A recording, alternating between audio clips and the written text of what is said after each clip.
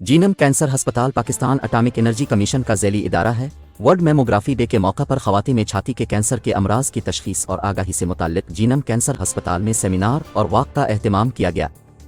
Consultant radiologist GINUM cancer अस्पताल doctor Asma Sohail ने ख़वातीन को कैंसर से बचाव से मुताल्लिक़ आगाही लेक्चर दिया। Director GINUM doctor Sohail Murad, principal Gujranwala medical college professor doctor Iqbal Hussain Dogar, साबिक director GINUM doctor Imtiaz Randhawa, deputy director ताल्लुकात आम्मा मुनव्वर हुसैन, डॉक्टर लाबा इफ्तिखार, दीगर डॉक्टर्स, साइंटिस्ट्स और मर्द व ख़वातीन ने वाक़ और सेमिनार में शिरकत की।